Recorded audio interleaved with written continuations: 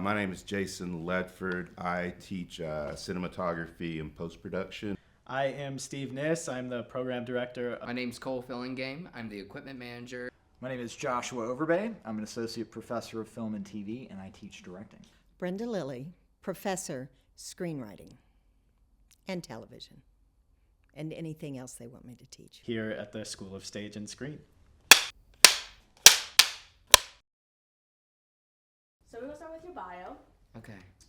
As a young adult, what first drew you to film, and when did you realize it was more than just a hobby for you? Well, for myself, whenever I was really little and I'd get off the bus at the end of the day, usually around like first and second grade, I'd go inside my house and watch stuff from the Three Stooges. And I loved it. But it always seemed like, oh wow, you could do this kind of stuff, especially with the camcorder that my parents had. The big issue was that a lot of that stuff was pretty old, outdated tech by the time I was growing up and really starting to learn about it. But I'd watch a lot of behind-the-scenes movies and everything, especially of Star Wars and of Indiana Jones and of all these other things that were big special interests to me. How did all these things work? How did all these people come together to learn these skills and to kind of make dreams into reality? I thought it was really neat, and one of the things I wanted to do at first was get into animation. However, that's easier said than done, especially when there's not a lot of teachers that can really help guide you into that. So film was the next best thing. The big issue came to I never had any access to equipment. All I could really do was watch and read and just try to learn and ask people questions. I attended film festivals, tried to ask people questions throughout high school, and then whenever it came down to my senior year, I wanted to do a stop motion film. Big issue came down to I didn't have a whole lot of encouragement to really be able to make that happen. So I had to pick an alternative project. I made a promise to myself after that I would actually take the time at some point whenever I got done with any of my obligations to work on my own kind of art. And after I got out of my apprenticeship, I decided I'd attend a film school. At the very least, there weren't any community colleges around, so Western Carolina was my best bet. Can you describe your own path into the film program as a young person, and what was the biggest doubt or obstacle you faced, and how did you move through it? To begin with, whenever I first came out here, I just started attending the university itself, taking some basic classes I needed to get out of the way. But I figured out there was this thing called grip training. I showed up, there were only a handful of students there, the new freshmen that were incoming to have to be trained, and I got to know a few of them. But the real kicker that really helped set off my connection with the film department and my path in film was a few seniors taking the chance to reach out to me, ask me if I wanted to be on their senior thesis as a grip, and I got that opportunity. It was a lot of hard work, but it made me a ton of connections, and I had a whole bunch of people already who were part of the film department who were advocating for me to get in before I even did my interview process.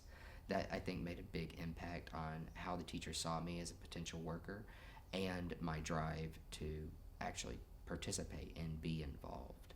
After that, my biggest doubt once I did get into the film school was how I could make something feel and be authentic. I had a lot of trouble with that to begin with, mainly because COVID hit whenever I was really starting in the film school during the second semester, right as we were about to start shooting our own projects in camera craft. So there was a lot of an uphill battle throughout that entire down period of the summer into the fall, and then a lot of trouble through trials and tribulation. But through that, it made me a stronger film worker, of someone who people could depend on, and how I could figure out how to incorporate more skills into my toolbox and figure out how I wanted to be a creative storyteller.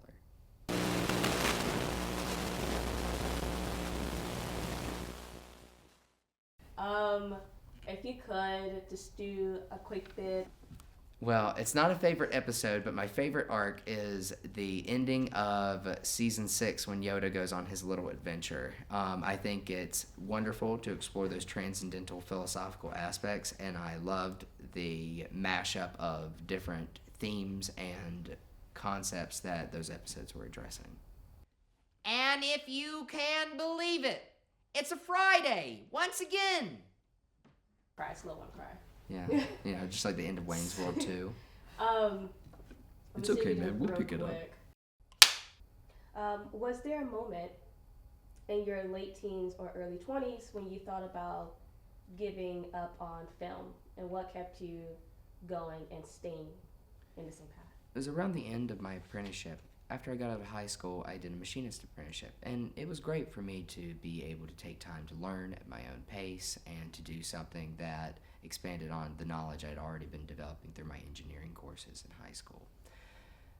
Around the end of my apprenticeship, I really just kind of started to settle into my own accord of, well, I'll do some art in my own time, but I really just tried to, develop maybe through an engineering degree or something like that that connected to my apprenticeship. Big factor was there weren't any jobs available once I got out of my apprenticeship that really involved what I was doing unless I worked on the military base, and there was a really long shot if I get one of the handful of jobs that were occasionally available. So that allowed me to make the bigger plunge of, well, what local courses are teaching anything to do with cameras or with film? Nothing was, at least on a community college level. The only options, at least immediately to me, were Wilmington and Western. And after doing a tour at Wilmington, they told me I wouldn't touch equipment for the first 2 years. Well, I had already been through an associate's degree program. I really wanted to start doing and start making the art that was important to me, and Western would do that for me, at least immediately. The apprenticeship? Yeah. What was the name of it though? It was the Bosch apprenticeship. It's Okay. essentially a machinist apprenticeship that would allow me to apprentice under their maintenance groups and machinists in order to develop as a manufacturing specialist.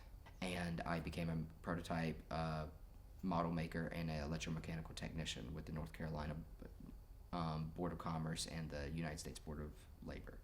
The only thing is that now I apply all those mechanical skills to my film work. What does it take to actually fix and maintain film technology, along with a lot of the innovations that are done with all of this kind of tech are done by people who have the machining technology, like Adam Savage. My mentor said something to me whenever I was first going through my apprenticeship, that the world belongs to people who can make stuff. And that's a big factor. If you can make art, if you can bring together all these talents and these techniques that you've been able to put into your toolbox, you can really create something special. Was there a particular film or mentor or experience that made you think, I want to dedicate my life to this? And what about it stayed with you over the years? Well, it wasn't ever anything in particular. It was kind of, I like to think of life as a big mosaic.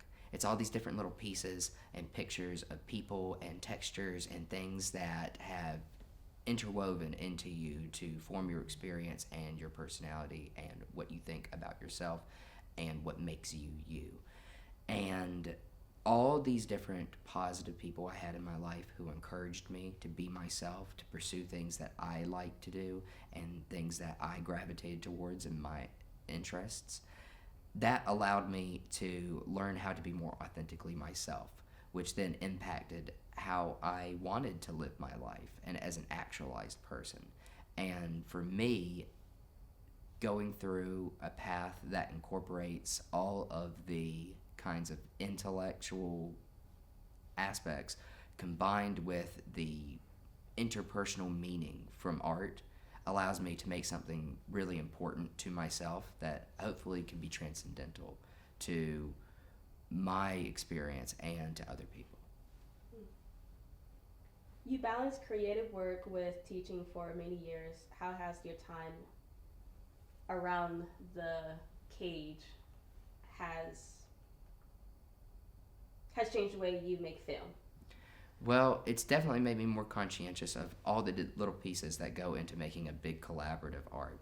It's not just the creative heads who are directly dealing with actors or with scripts or with story structure. It's the people who are on a technical level doing all of the hard interconnective work to actually make this dream come to life. From lighting to gripping to even set design.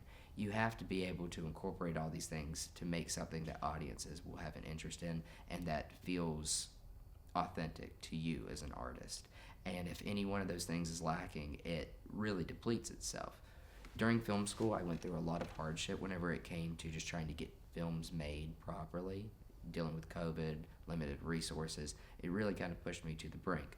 the big important thing was it taught me how to be really thrifty whenever it came to micro budgets and what it takes for creative people to actually make something on a really small scale.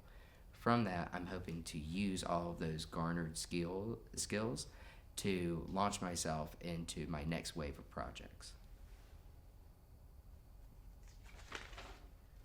If you could go back and give yourself one very concrete piece of advice about entering the film world, what would it be and why that specific advice? Well, it's like David Lynch said, don't quit your day job. You got to figure out how to balance being able to survive along with the endeavors that you want to pursue as an artist. If you can't figure out that balance, one of them is going to pull one way or the other, and you're going to start feeling pains from it. So you got to do the thing that is going to be able to allow you to eat, to have shelter over your head. But don't give up on what you want to pursue whenever it comes to art.